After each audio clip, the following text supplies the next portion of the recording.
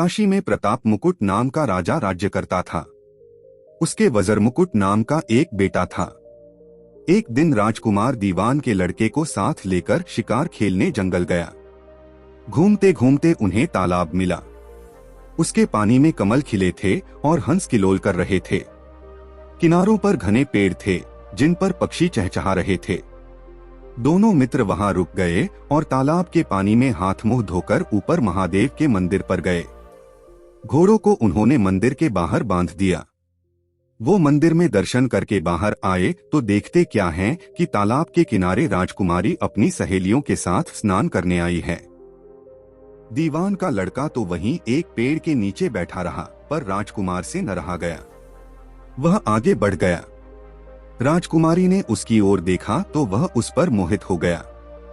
राजकुमारी भी उसकी तरफ देखती रही। फिर उसने किया क्या कि जूड़े में से कमल का फूल निकाला, कान से लगाया, दांत से कुतरा, पैर के नीचे दबाया और फिर छाती से लगा, अपनी सखियों के साथ चली गई। उसके जाने पर राजकुमार निराश हो अपने मित्र के पास आया और सब हाल सुनाकर बोला, मैं इस राजकुमारी के बिना नहीं रह सकता, पर मुझे न तो उसका नाम मालूम है न ठिकाना। वह कैसे मिलेगी? दीवान के लड़के ने कहा, राजकुमार आप इतना घबराएं नहीं, वह सब कुछ बता गई है। राजकुमार ने पूछा, कैसे? वह बोला, उसने कमल का फूल सिर से उतार कर कानों से लगाया तो उसने बताया कि मैं कर्नाटक की रहने वाली हूँ। दांत से कुतरा तो उसका मतलब था कि मैं दंतबाट राजा की बेटी हूँ। पांव से दबाने का अर्थ था कि मेरा नाम पद्मावती है और छाती से लगाकर उसने बताया कि तुम मेरे दिल में बस गए हो। इतना सुनना था कि राजकुमार खुशी से फूल उठा। बोला, अब मुझे कर्नाटक देश में ले चलो। दोनों मित्र वहां से चल दिए। घूमते फिरते सैर करते दोनों कई दिन बाद वहां पहुंचे। राजा के महल के पास गए तो एक बुढ़िया अपने द्वार पर बैठी चरखा काटती मिली। उसके पास जाकर दोनों घोड़ों से उतर पड़े और बोले, माई हम सौदागर हैं, हमारा सामान पीछे आ रहा है, हमें रहने को थोड़ी जगह दे दो। उनकी शक्ल सूरत देखकर और बात सुनकर बुढ़िया के मन में ममता उमड़ आई। बोली, बेटा तुम्हारा घर है, जब तक जी में आए रहो। दोनों वहीं ठहर गए। दीवान के बेटे ने उससे पूछा, माई तुम क्या करती हो? तुम्हारे घर में कौन कौन है? तुम्हारी गुजर कैसे होती है? बुढ़िया ने जवाब दिया, बेटा मेरा एक बेटा है जो राजा की चाकरी में है। मैं राजा की बेटी पहमावती की धाय थी। बूढ़ी हो जाने से अब घर में रहती हूँ। राजा खाने पीने को दे देता है। दिन में एक बार राजकुमारी को देखने महल में जाती हूँ। राजकुमार ने बुढ़िया को कुछ धन दिया और कहा, माई कल तुम वहां जाओ तो राजकुमारी से कह देना कि जेठ सुदी पंचमी को तुम्हें तालाब पर जो राजकुमार मिला था वह आ गया है। अगले दिन जब बुढ़िया राजमहल गई तो उसने राजकुमार का संदेशा उसे दे दिया। सुनते ही राजकुमारी ने गुस्सा होकर हाथों में चंदन लगाकर उसके गाल पर तमाचा मारा और कहा, मेरे घर से निकल जा। बुढ़िया ने घर आकर सब हाल राजकुमार को कह सुनाया। राजकुमार हक्का बक्का रह गया। तब उसके मित्र ने कहा, राजकुमार आप घबराएं नहीं, उसकी बातों को समझें। उसने देसों उंगलियां सफेद चंदन में मारी, इससे उसका मतलब यह है कि अभी 10 रोज चांदनी के हैं।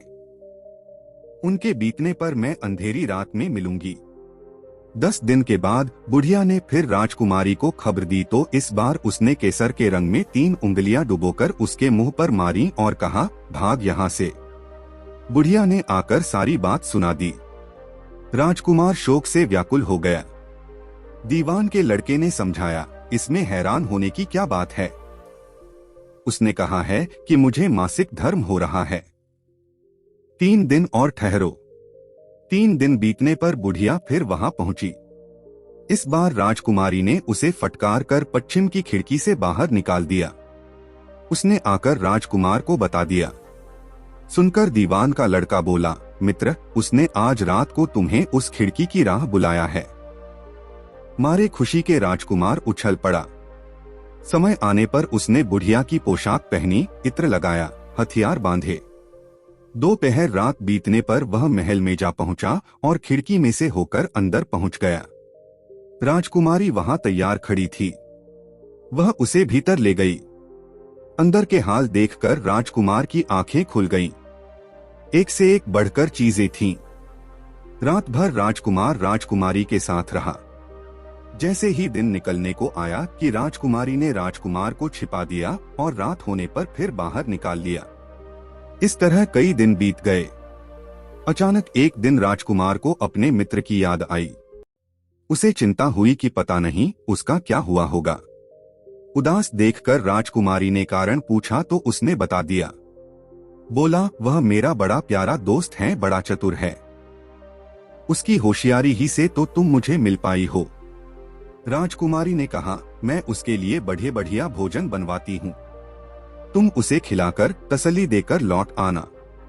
खाना साथ में लेकर राजकुमार अपने मित्र के पास पहुंचा। वे महीने भर से मिले नहीं थे। राजकुमार ने मिलने पर सारा हाल सुनाकर कहा कि राजकुमारी को मैंने तुम्हारी चतुराई की सारी बातें बता दी हैं, तभी तो उसने यह भोजन बनाकर भेजा है। दीवान का लड़का सोच में पड़ गया। उसने कहा, यह तुमने अच्छा नहीं किया। राजकुमारी समझ गई कि जब तक मैं हूँ वह तुम्हें अपने बस में नहीं रख सकती, इसलिए उसने इस खाने में जहर मिलाकर भेजा है।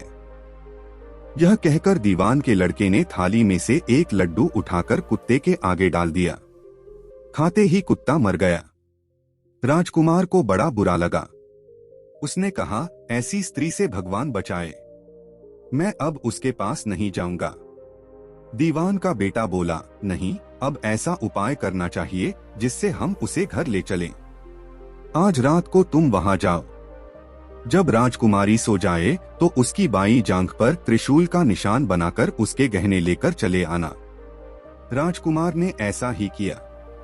उसके आने पर दीवान का बेटा उसे साथ ले योगी का भेष बना मरघट में जा बैठा और राजकुमार से कहा कि तुम ये गहने लेकर बाजार में बेच आओ। कोई पकड़े तो कह देना कि मेरे गुरु के पास चलो और उसे यहाँ ले आना। राजकुमार गहने लेकर शहर गया और महल के पास एक सुनार को उन्हें दिखाया। देखते ही सुनार ने उन्हें पहचान लिया और कोतवाल के पास ले गया। कोतवाल ने पूछा तो उसने कह दिया कि ये मेरे गुरु ने मुझे दिए हैं। गुरु को भी पकड़वा लिया गया। सब राजा के सामने पहुंचे। राजा ने पूछा, योगी महाराज, ये गहने आपको कहां से मिले? योगी बने दीवान के बेटे ने कहा, महाराज, मैं मसान में काली चौदस को डाकिनी मंत्र सिद्ध कर रहा था कि डाकिनी आई। मैंने उसके गहने उतार लिए और उसकी बाईं जांघ में त्रिशूल का निशान बना दिया। इतना सुनकर राजा महल में गया और उसने रानी से कहा कि पद्मावती की बाईं जांघ पर देखो कि त्रिशूल का निशान तो नहीं है। रानी देखा तो था। राजा को बड़ा दुख हुआ। बाहर आकर वह योगी को एक ओर ले जाकर बोला, महाराज, धर्मशास्त्र में खोटी स्त्रियों के लिए क्या दंड है? योगी ने जवाब दिया, राजन, ब्राह्मण, गऊ, स्त्री, लड़का और अपने आश्रय में रहने वाले से कोई खोटा काम हो जाए तो उसे देश निकाला दे देना चाहिए। यह सुनकर राजा ने पद्मावती को डोली में बिठाकर जंगल में छुड़वा दिया। राजकुमार और दीवान का बेटा तो ताक में बैठे ही थे। राजकुमारी को अकेली पाकर साथ ले अपने नगर में लौट आए और आनंद से रहने लगे। इतनी बात सुनाकर बेताल बोला, राजन, यह बताओ कि पाप किसको लगा है? राजा ने कहा, पाप तो राजा को लगा। दीवान के बेटे ने अपने स्वामी का काम किया। कोतवाल ने राजा को कहना माना और राजकुमार ने अपना मनोरथ सिद्ध किया। राजा ने पाप किया, जो बिना विचारे उसे देश निकाला दे दिया।